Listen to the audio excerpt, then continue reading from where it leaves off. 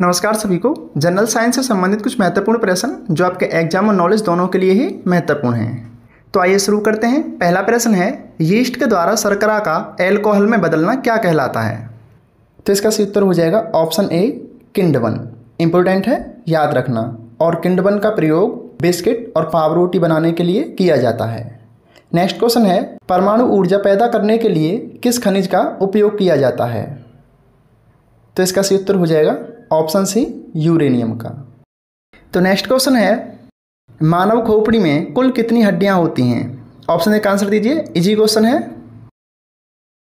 तो इसका सही उत्तर हो जाएगा ऑप्शन ए, मानव खोपड़ी में कुल 22 हड्डियां होती हैं और मानव शरीर में कुल 206 हड्डियां होती हैं।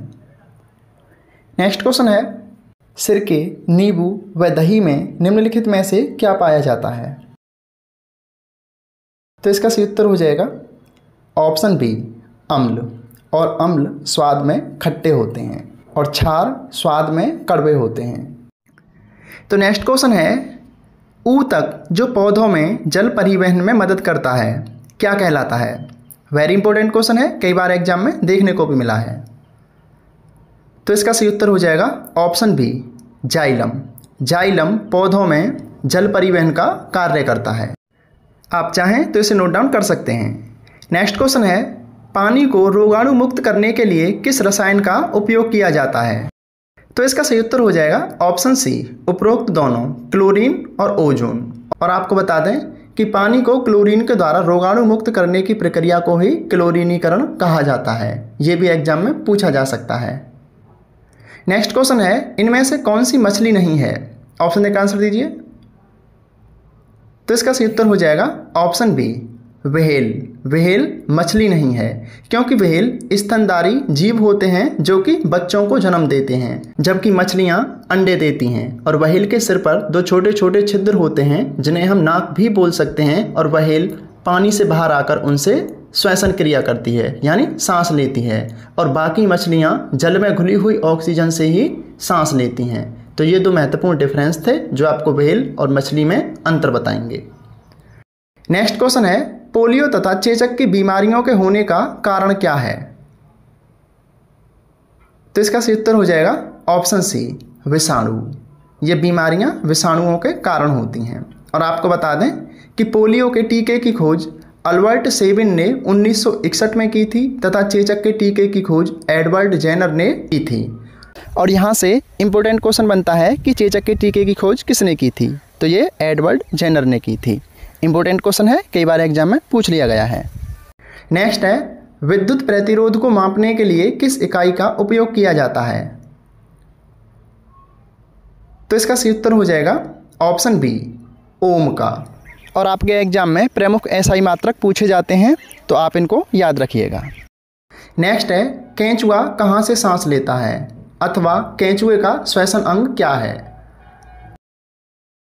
तो इसका सही उत्तर हो जाएगा ऑप्शन सी, केंचुआ त्वचा के जरिए से सांस लेता है, यानी केंचुए का श्वसन अंग त्वचा है। कभी कभी ये गीली त्वचा भी लिखा आता है तो उसको भी आप याद रखिए, लेकिन त्वचा जरूर लिखा आएगा। नेक्स्ट क्वेश्चन है, वसीय पदार्थ ज़्यादा खाने से क्या होगा? तो इसका सही उत्तर हो जाएगा ऑप्शन ए, मोटापा। ये भी एक प्रकार का रोग होता है। नेक्स्ट है, 2 निकायों के बीच गुरुत्वाकर्षण बल कैसा होगा? आंसर दीजिए। तो इसका सही उत्तर हो जाएगा ऑप्शन बी, 2 निकायों के बीच हमेशा गुरुत्वाकर्षण बल आकर्षक होगा, यानी कि दोनों निकाय एक दूसरे को आकर्षित करेंगे। नेक्स्ट है, जब एक बस अचानक चलना शुरू करती है तो बस के अंदर बैठे यात्रियों को अचानक धक्का लगता है। यह उदाहरण न्यूटन के किस नियम को दर्शाता है? कई बार आपने ये क्वेश्चन सुना भी होगा, तो ऑप्शन देकर आंसर दीजिए।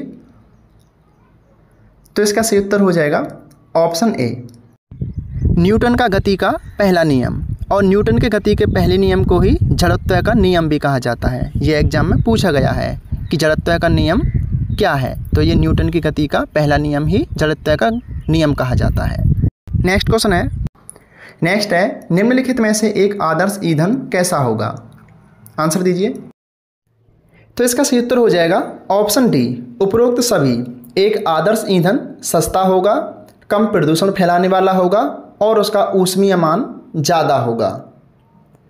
नेक्स्ट क्वेश्चन है, परमाणु के केंद्रक के चारों ओर वृत्ताकार पथ में इलेक्ट्रॉन बिना ऊर्जा खोए घूमते हैं, यह किस वैज्ञानिक द्वारा बताया गया था? तो इसका सही उत्तर हो जाएगा option D, Niels Henrik David Bohr के द्वारा। और ये एग्जाम में सिर्फ बोर लिखा आता है, तो आप नाम याद रखिएगा। नेक्स्ट है, निम्नलिखित में से कौन सा बायोमास ऊर्जा का एक उदाहरण नहीं है? तो इसका सही उत्तर हो जाएगा ऑप्शन सी, परमाणु ऊर्जा बायोमास ऊर्जा के अंतर्गत नहीं आती है, क्योंकि बायोमास ऊर्जा से मतलब है कि जीवित जीवों अथवा हाल ही में मरे हुए जीवों से प्राप्त पदार्थों के द्वारा उत्पन्न ऊर्जा, और इसे जैव संहिता भी कहा जाता है। तो नेक्स्ट क्वेश्चन है, निम्नलिखित में से कौन सी एक मौलिक इकाई नहीं है? आंसर दीजिए। तो इसका सही उत्तर हो जाएगा option D, cubic metre. Next question है, निम्नलिखित में से कौन सा एक गतिज ऊर्जा का उदाहरण होगा? ऑप्शन ए का आंसर दीजिए। तो इसका सही उत्तर हो जाएगा ऑप्शन डी, उपर्युक्त सभी, यानी कि चलती हुई कार, विद्युत क्षेत्र में एक चार्ज कण और खिंचाव मुक्त रबड़ बैंड, ये तीनों ही गतिज ऊर्जा के उदाहरण हैं। नेक्स्ट क्वेश्चन है, एग्रोस्टोलॉजी किसके अध्ययन से संबंधित है? यानी एग्रोस्टोलॉजी किसका अध्ययन है? तो इसका सही उत्तर हो जाएगा ऑप्शन सी, घास के अध्ययन को एग्रोस्टोलॉजी कहा जाता है। एस्ट्रोलॉजी अलग होता है, नक्षत्र ग्रह के संबंध में होता है। नेक्स्ट क्वेश्चन है, लार्वा का कुछ उग्र परिवर्तनों द्वारा वयस्क में बदलने की प्रक्रिया को क्या कहते हैं? तो इसका सही उत्तर हो जाएगा ऑप्शन बी, कायांतरण। और आपको बता दें कि लार्वा से मतलब अंडों से निकलने पर कीट का प्रारंभिक रूप लार्वा कहलाता है। इसको प्यूपा भी कहा जा सकता है। तो ये कुछ जनरल साइंस से संबंधित महत्वपूर्ण प्रश्न थे। प्रश्न आपको कैसे लगे आप जरूर बताइए। बिहार पुलिस और यूपी पुलिस के लिए क्वेश्चन इंपॉर्टेंट हैं, क्योंकि वहीं के एग्जाम से लिए गए हैं। तो अच्छे से पढ़िए, अच्छी तैयारी कीजिए। अगर किसी क्वेश्चन PDF की आवश्यकता है तो आप हमें बता दीजिए, हम आपको प्रोवाइड करा देंगे। व्हाट्सएप ग्रुप में भी आपको नोट्स प्रोवाइड कराए जा रहे हैं और टेलीग्राम ग्रुप में भी आपको नोट्स प्रोवाइड कराए जा रहे हैं। अगर आप ज्वाइन नहीं हैं तो आप ज्वाइन हो जाइए और चैनल को सब्सक्राइब कर लीजिए, पेज को फॉलो कर लीजिए। इनकी प्लेलिस्ट आपको हमारे YouTube चैनल शिक्षा मेरी दोस्त पर मिल जाएगी, आप जा करके देख सकते हैं। धन्यवाद, पढ़ते रहिए।